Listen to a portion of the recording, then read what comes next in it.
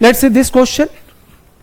The charge of the species with 17 protons, 18 neutrons and 18 electrons is, मतलब हमें एक particle given है और उसमें 17 प्रोटॉन्स प्रेजेंट है, न्यूट्रॉन्स 18 है और 18 इलेक्ट्रॉन्स है। सो देन उसका चार्ज क्या होना चाहिए, ये हमें पूछ रहा है।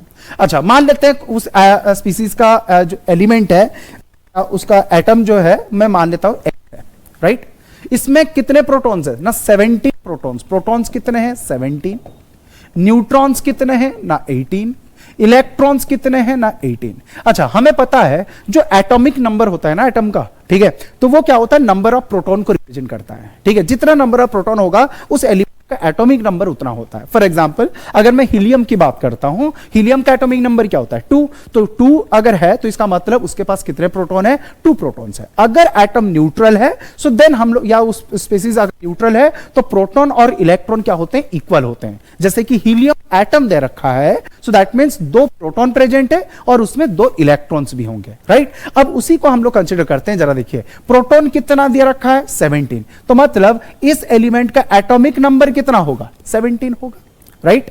अच्छा, अब जरा देखिए अगर ये स्पीसीज न्यूट्रल होता तो क्या होगा, दैट इज कितने इलेक्ट्रॉन्स होंगे, 17 इलेक्ट्रॉन्स होना चाहिए, क्योंकि प्रोटॉन और इलेक्ट्रॉन्स किसी भी न्यूट्रल स्पीसीज के लिए दैट इज इक्वल होता है। तो प्रोटॉन 17 है तो इलेक्ट्रॉन भी 17 होना चाहिए, लेकिन यहां पे कितना दे रखा है, 18 इलेक्ट्रॉन्स गिवन है। तो मतलब कहीं ना कहीं एक इलेक्ट्रॉन इसने क्या किया, गेन कर रखा है। तो इस वजह से एक एक्स्ट्रा इलेक्ट्रॉन की वजह से तो इसके ऊपर चार्ज क्या आना चाहिए, -1 आना चाहिए।